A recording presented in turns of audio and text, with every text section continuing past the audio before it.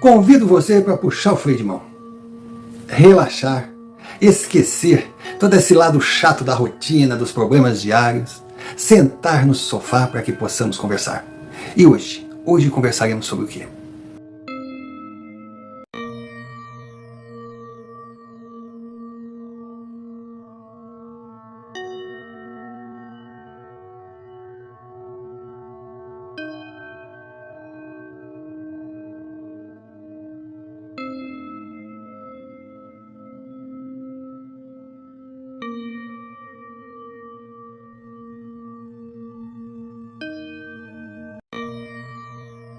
Senhor presidente Lula, meu querido, meu amado, meu abençoado, meu adorado, meu Deus, meu tudo, tu é o cara, tu não mente. E o que eles falam de ti é tudo mentira, porque se tu mentir, a tua mentira vira verdade, porque tu sabes de tudo, tudo que tu fala a gente tem que seguir, não precisa pensar, porque tu é meu Deus, tu é meu ídolo, tu é tudo, tu é tudo, tu é tudo, tu é o meu ídolo. O Brasil merece ter um presidente que nem tu é Deus, tu é tudo, tu é tudo, tu é tudo, tu é tudo. E eu entendi a sua mensagem, já tô tomando conta disso, eu já tô cuidando para que não tenha mais inflação hoje mesmo.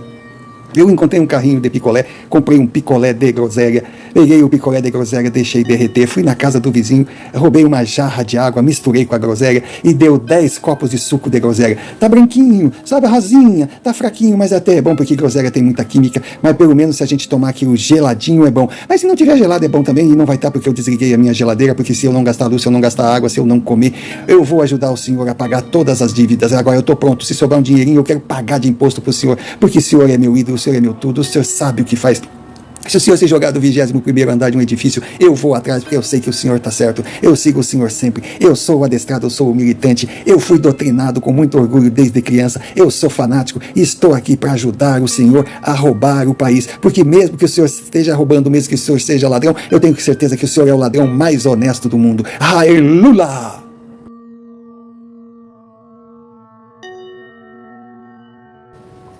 Bom, hoje o dia é para a gente refletir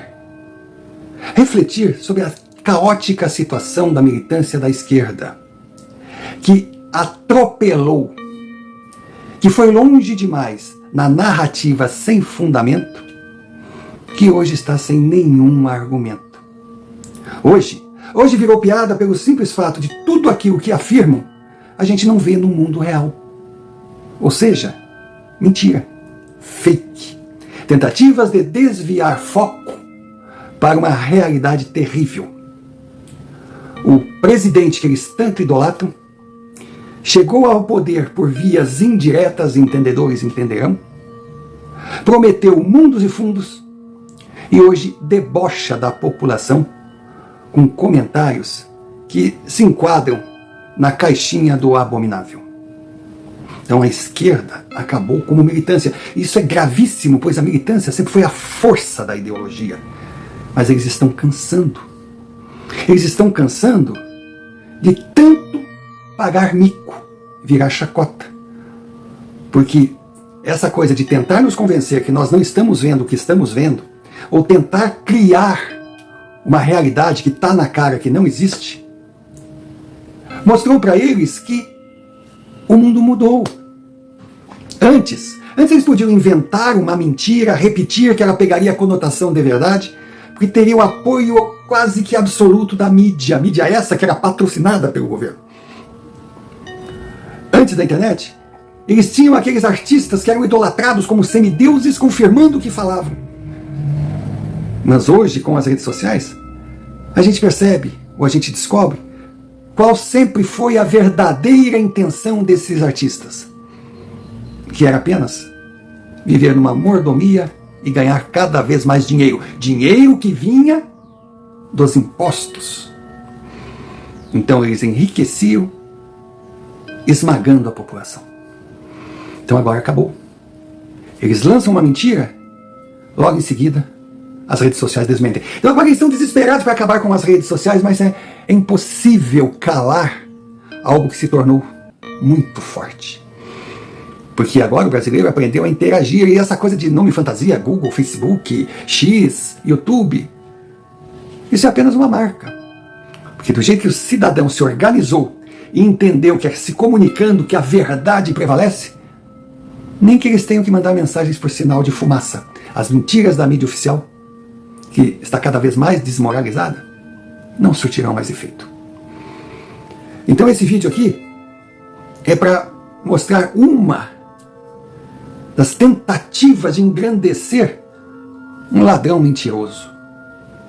Comparar os dois primeiros governos do PT com o governo de Bolsonaro. Eles armam a coisa de tal forma que os desavisados que leem pensam, poxa, mas eles têm razão. Mas daí eu peço que lembrem da lei do silogismo, que é premissa, enunciado, conclusão. Então, quando a premissa ou o enunciado ou os dois está errada, a conclusão será equivocada. Querem um exemplo? Toda laranja é doce. Eu estou comendo uma laranja. Logo, eu estou comendo uma laranja doce. Não, porque começou errado. Então eu vou colocar para vocês agora o que eles falam na comparação dos dois governos. Prestem atenção na hipocrisia que a gente encontra nas entrelinhas, nas notas de rodapé dessa teoria absurda. Em primeiro lugar, eu lembro de uma regra da química, que ao colocar experiências, fórmulas, ela diz mais ou menos assim: o resultado é válido somente se o que estudado estiver na mesma situação de temperatura e pressão. Claro, tem que estar tudo na mesma condição para poder comparar. Então o mesmo vale para governos. Só se pode fazer comparação de governos se eles aconteceram em igualdade de situação. Bom, já aí quebra essa comparação, porque o primeiro governo PT teve 12 anos e mais uma quirera. O Bolsonaro teve apenas 4 anos. Então vamos tirar o governo de Dilma, só o governo de Lula, 8 contra 4. Já é uma situação que não vale comparação. Agora, com agravante. Vejam como Lula assumiu. O plano real estava a 1000. Plano real que ele tentou destruir de todas as formas. O real venceu. Então Lula foi o primeiro a receber o governo com inflação abaixo de 2 dígitos, com a casa arrumada. E aí, em poucos meses de governo, ele já saiu dizendo que o PT estabilizou a economia do país. Ele nunca tocou no plano real. Real do governo Lula sempre foi palavrão. Lula, se a gente for colocar exatamente o que aconteceu, ele recebeu uma situação que ele poderia, vamos comparar, construir um prédio de 50 andares. Sabe o que ele fez? Ele construiu 3 andares. E em cima desses 3 andares, ele fez propaganda, e não tinha como negar. Ele construiu 3 andares. Só que daí, ele roubou 40 andares. Roubou descaradamente. E os 7 andares restantes já foram citados. Uma fortuna gasta em propaganda, com apoio da mídia convencional, comprando formadores de opinião, comprando artistas, comprando empresários, ganhando comissão de todo lado, roubo, propaganda e roubo. E no final dos 8 anos, o povo só enxergava aqueles 3 andares construídos. Lula teve 2 mandatos em que o mundo vivia numa paz superficial, mas duradoura. Lula não enfrentou nenhuma grande catástrofe. Conforme ele mesmo dizia, só algumas marolinhas. Lula teve a grande chance, sim, de se tornar aquilo que os seus militantes tentam convencer a população que ele é. Mas ele se resumiu ao que todos estamos vendo agora. Ele simplesmente pensou em defender a sua ideologia e criar o partidão. O que é o partidão? É o seguinte: quando o Lula assumiu, a ideia era essa: teria o PTzinho e o partido do Lulinha legal, ou seja, aquele das propagandas, do novo Brasil, do Brasil está crescendo. O povo tem geladeira, o povo tem o seu carro, o povo tem... Tinha. Só que pagava em longas prestações, todo endividado. Muitos não conseguiam pagar, mas pagavam sem juros, graças a Lula? Não, graças ao plano real que destruiu a inflação. Agora o pobre está nas universidades. Vejam quantos milhões inscritos nas universidades. Agora, pensem bem. Nunca surgiu tanta faculdade de fundo de quintal, tanta universidade de fundo de quintal do que na época do Lula. Universidades caras. Fábrica de diplomas. Um ensino terrível. Aí, eles davam empréstimos para os alunos. Mas empréstimos com juros. Então, os alunos que conseguissem se formar já começariam a vida endividados e sem condições de enfrentar o mercado de trabalho devido à má formação. Porque, poxa, exageros à parte, as faculdades formavam engenheiros que não sabiam multiplicar. Aí sabe o que aconteceu? O Brasil teve que importar mão de obra, jovens formados lá fora, para suprir a necessidade. Pois aqueles que estavam saindo com diploma aqui no Brasil não sabiam absolutamente nada. E com um agravante. Nossa, milhões e milhões de jovens pobres nas universidades. Só que eles nunca comentaram que desse total, apenas 17% conseguiu se formar. E a maioria absoluta desses 17% foi graças a esforço próprio, não à ajuda do governo. Então eram essas as mentiras. Nossa, luz para todos. Então eu lembro de uma época que foram no Nordeste e fotografaram aqueles postes maravilhosos e a energia eólica, né? Eólica, aquela dos cataventos. Nossa, luz para o Nordeste. Só que aqueles postes de transmissão tinham fios somente no primeiro quilômetro, que era onde passava a propaganda. No restante não tinha fio. Ou seja, a usina estava ali, mas a energia não era distribuída. Esse era o governo Lula. E as negociatas, porra, pega aí 3 empreiteiras, eu não vou citar, mas peguem 3 e pesquisem, porque eu não precisei pesquisar, porque eu viajava pelo Brasil. Porra, todas as obras do país estavam nas mãos dessas 3 empreiteiras, todas. Desde o pintar a árvore na beira da estrada até coisas gigantescas. Tudo graças à ideia do partidão. Então, como eu estava falando, o PTzinho era o país das maravilhas do Lula legal que saía na mídia. O partidão era o seguinte: eles queriam ficar, no mínimo, até 2040 no poder. Eu estou falando de 2002. Então, você poderia fazer a bandalheira que quisesse, desde que desse a comissão do partidão. Agora, não falo da comissão tão criticada pela esquerda, o país dos 10% da época do regime militar. Não!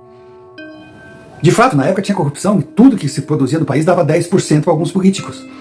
Mas, na época do Lula, por 10% o político nem sentava para negociar. Tinha transações que a propina era maior que o custo da obra. Aí eles arrebentaram com o Brasil. Estourou tudo no colo da Dilma. Ela não aguentou, saiu. Aí veio o Temer e o Bolsonaro assumiu. Esse Bolsonaro que eles querem comparar os governos, os resultados. Bolsonaro pegou uma economia cambaleando, uma herança maldita, um mercado, um parlamento viciados em corrupção, a mídia e os artistas em pânico, iriam perder as mordomias, sem falar nos sindicalistas, nos movimentos criminosos, que na época do Lula era chamado de movimento social, que podia invadir, podia fazer acontecer, todos entraram em pânico. Até o tráfico de droga se revoltou contra a chegada de Bolsonaro, não sei porquê. Então Bolsonaro teve que enfrentar toda essa resistência de gente que sabia que teria que sobreviver sem as tetas do governo Lula, do governo Dilma, e que seria impossível. E para piorar, veio a pandemia. Mas nada disso apareceu na comparação deles. E a conclusão deles? Os 2 primeiros governos de Lula foram muito melhores que o governo de Bolsonaro. Pensem, vejam que absurdo isso representa. E Bolsonaro, mesmo assim, entregou o país com a economia sufocada, mas respirando, mesmo depois daquela campanha maciça do Jornal Nacional, da Globo, que mais parecia um obituário, jogando mortos e mortos e mortos todos os dias na cara do brasileiro, todos os mortos por Covid. O mais impressionante, a média dia de mortos no país não aumentou. Sabe por quê? Porque nessa época ninguém mais morria de AIDS, de câncer, de sífilis, de AVC, de hemorragia, de acidente, de assassinato. Não! Se a pessoa saísse dessa para melhor, atestado de óbito, Covid. Façam uma pesquisa. Vejam esses números alucinantes que eles colocaram de mortos no país. Todos por Covid. Voltem alguns anos, 2, 3 anos antes da pandemia, e verão que o número de mortes no total era igual. Poxa, como pode? Se já existia uma média de mortes de outras causas, com esses milhares anunciados de mortes por Covid, o número deveria ir lá para cima. Mas não foi. Sabe por que não foi? Devido ao que sempre acontece. A mídia do PT nada tem com o mundo real. Exemplos não faltam, vamos citar somente alguns, porque se fôssemos colocar todos, esse vídeo aqui teria 1 ano de duração. Defesa das mulheres. Mexeu com uma, mexeu com todas. Ai, que coisa linda. O filho do Lula, aquele covardão bunda mole, que vive às custas do papai, encheu a mulher de porrada. Ninguém falou nada. E outra, vamos defender as mulheres, elas são agredidas. Aí a gente vai em competições que homens biológicos, pode ser que eles não se considerem homens, é um direito que eles queiram se considerar mulheres, não vou entrar no mérito, mas biologicamente eles são homens, ou seja, eles são mais fortes. Não tem essa de fazer tratamento hormonal para ficarem mais frágeis, para ficarem no mesmo nível de testosterona das mulheres, que isso não existe. Então, esses homens, em competições, disputam com mulheres, até na porrada, no boxe, no taekwondo, sei lá onde. Poxa, isso é covardia contra a mulher. Ah, não, mas uma mulher bem preparada, sim, uma mulher bem preparada. Uma mulher faixa preta pega um camarada que nem eu, dá um sacode daqueles. Só que uma mulher preparada contra um homem preparado, como acontece nas competições de alto nível, a mulher não tem chances. Mas daí, silêncio absoluto. Quem matou Marielle? Bolsonaro está envolvido. Queremos justiça. Mataram Marielle por ela ser pobre, por ela ser uma mulher, por ela ser afrodescendente. Aí descobre-se que tem petistas envolvidos. Ninguém mais fala em Marielle. Impressionante, né? Vamos salvar a Amazônia, musiquinha, lá, lá, lá, lá, lá, lá. Amazônia pegando fogo na época de Bolsonaro. É responsabilidade, é falha de governo. Aí vira o mandato. A Amazônia não apenas pegava fogo, ela estava destruída, sendo dizimada. Não, é aquecimento global. Não, são problemas naturais. É assim. Aí o amor venceu. Porque a extrema-direita é só ódio. Aí acontece o 8 de janeiro, atos de vandalismo. Houveram crimes que teriam sim que ser punidos, mas punidos dentro da lei, com os acusados tendo direito à defesa, responder em liberdade. Existia uma acusação formal. Não. Eles simplesmente, por ordem do Supremo Tribunal Federal, que não é da alçada dele, foram presos que nem animais, idosos, mães de família, cidadãos comuns, condenados a 15, 16, 17 anos, enquanto o Sérgio Cabral da vida, corrupto, réu confesso, roubou mais de 300 milhões, devolveu parte do dinheiro, foi libertado. Chefes de... não sei nem como é que eu vou chamar, de gangues, sabe? Eu não quero também. Mas traficantes, criminosos, estão sendo libertados. Mas quando se pede perdão, anistia, para aqueles de 8 de janeiro que nem crime cometeram, é exemplo de muitos, tinha um pipoqueiro que foi preso e condenado por estar trabalhando na hora e no lugar errados. Que até gente autista, que não sabia nem o que estava fazendo aí, todo mundo preso. Quando se pede anistia, aí a turma do amor, não, anistia não! Eles esquecem que os líderes que eles tanto defendem estão aqui hoje, livres, leves, soltos, roubando com gosto, porque foram anistiados. Essa é a esquerda. Esse é o povo que está com o poder no Brasil. Agora, certamente, pelo andar da carruagem, não será por muito tempo. Porque as redes sociais e as mudanças comportamentais do cidadão brasileiro estão se incumbindo de desmoronar esse castelo do Gran Czar está se tornando cada vez mais visível. E a virada de página, se Deus quiser, é uma simples questão de tempo. Tic-tac, tic-tac, tic-tac, tic-tac.